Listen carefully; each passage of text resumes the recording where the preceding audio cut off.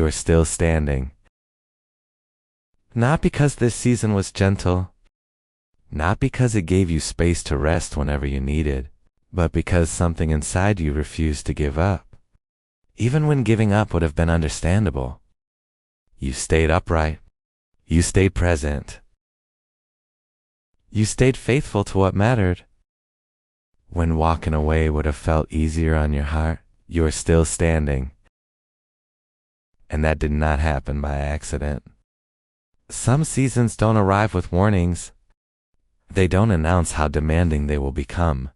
They simply start asking more of you. More patience. More restraint.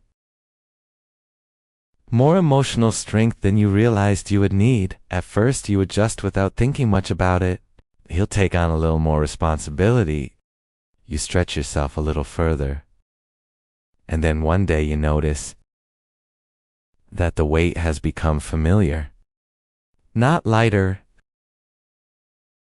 just familiar. You learned how to function while tired, how to keep your tone calm. Even when your thoughts felt crowded, you learned how to show up without making a scene about how much it cost you. That kind of endurance is quiet. It doesn't demand recognition. It doesn't ask for understanding, but it shapes you. You didn't stay because you were unaware of the cost. You stayed knowing exactly what it required. And God knows that. There is a difference between being broken and being worn from responsibility.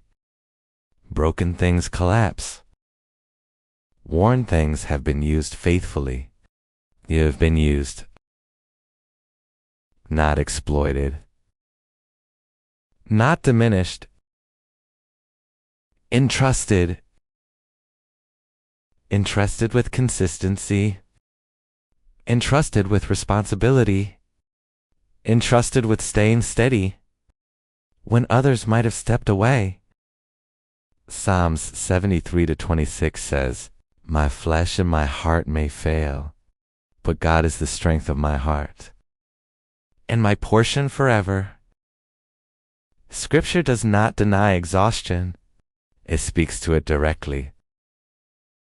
Your flesh may fail. Your heart may feel thin. But strength does not disappear. It is supplied. Not always in ways you can feel immediately. Not always in ways that feel dramatic. But enough. Enough to stand another day. Enough to choose restraint over reaction. Enough to remain faithful. When emotions offered you every excuse to leave, you didn't stay because you felt strong. You stayed because strength met you where you were. That matters. Some people assume that if you stayed, he must not have been affected. But staying often costs more than leaving. Leaving gives relief. Staying requires endurance. And endurance is never passive. Psalm 55:22 says, "Cast your burden on the Lord, and he will sustain you." Not instantly remove every burden. Not deny that the burden exists. Sustain you. To support you from underneath. To keep you upright. While the weight is still there, that is the kind of help you have been receiving.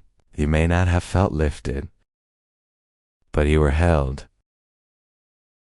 Held together on days when motivation was gone. Held steady in moments when answers did not come quickly. You learned how to manage pressure without letting it harden your heart. You learned how to slow your reactions without losing your convictions. That did not come naturally. It came through discipline.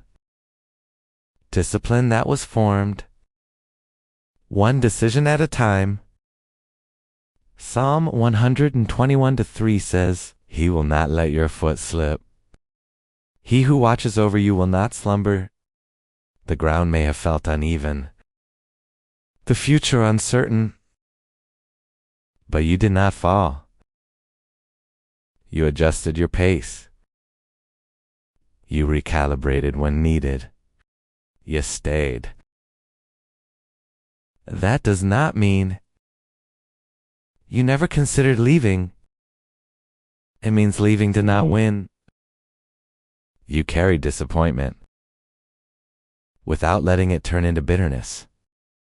You carried uncertainty without letting it control your direction.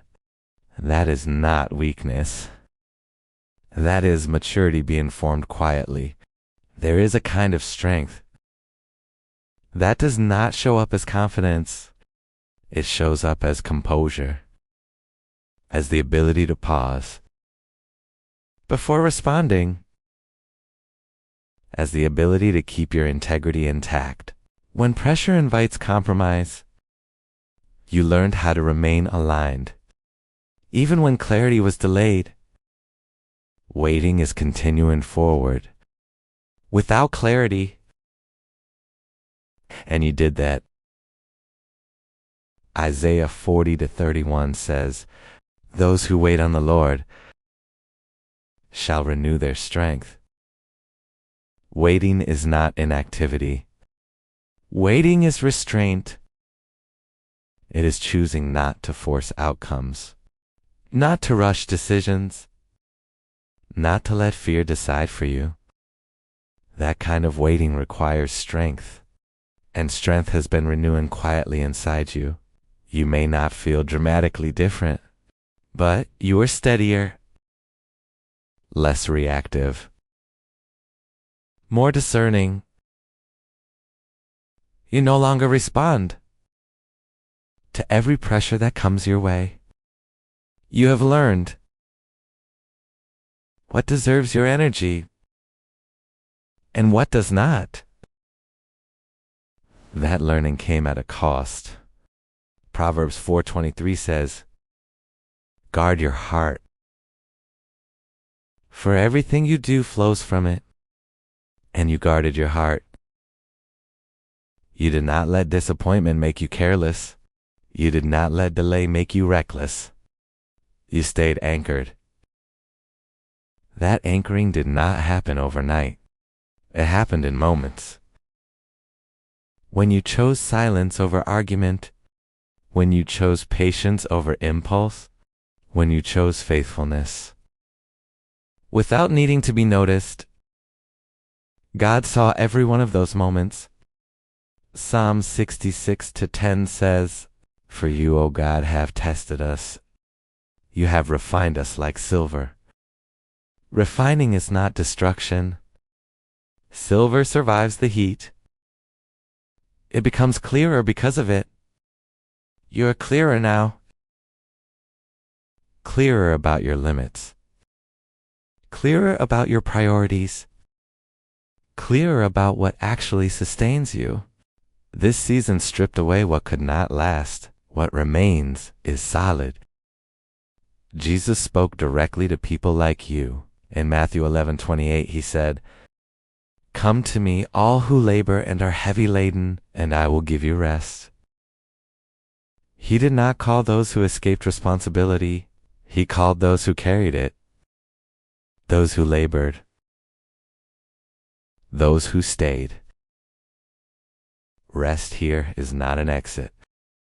It is restoration that reaches the soul. While life continues, Jesus does not minimize your fatigue. He understands it. He does not rush you past it.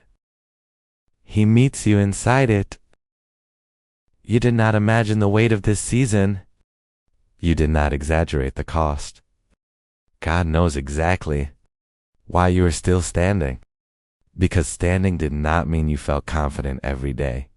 It meant you chose to remain when certainty was missing, and strength had to be borrowed one day at a time. There were moments when standing looked less like courage and more like discipline. Moments when you stayed simply because leaving would have fractured something deeper inside you. You didn't always feel strong. You felt responsible. Responsible for what was entrusted to you, for the people who depended on your steadiness, for the values you refused to abandon even when pressure suggested shortcuts. That kind of standing requires inner alignment.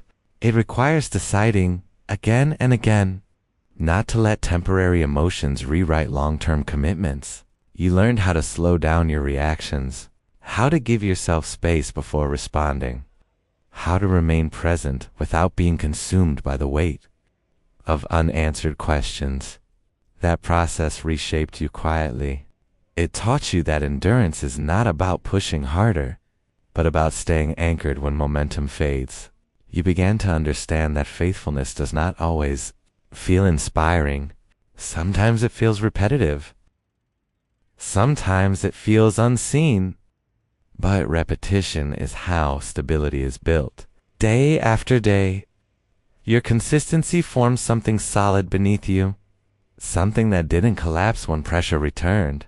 Something that could hold responsibility without losing peace. You didn't stay because everything made sense. You stayed because alignment mattered more than relief. And that choice, repeated over time, is why you are still standing now, steadier than before, carrying more wisdom than you realize, and supported by a strength that did not come from you alone. He knows the decisions you made quietly, the discipline you practiced when no one was watching, the prayers you carried without words. Silence did not mean absence. Sometimes silence means formation. You are being shaped into someone who can carry weight without losing integrity. That kind of strength does not draw attention, but it lasts. You do not need to explain yourself to everyone. You do not need to justify how hard this was. God already knows the cost, and He honors faithfulness. Even when no one else notices, you are still standing. Not because you were spared, but because you were sustained. God knows why. You are still standing. And that matters. If this message spoke to you, like the video, share it with someone who has been standing quietly, and subscribe for more devotionals like this. And if you feel led, leave a comment saying, "I'm still standing." May His peace find you today.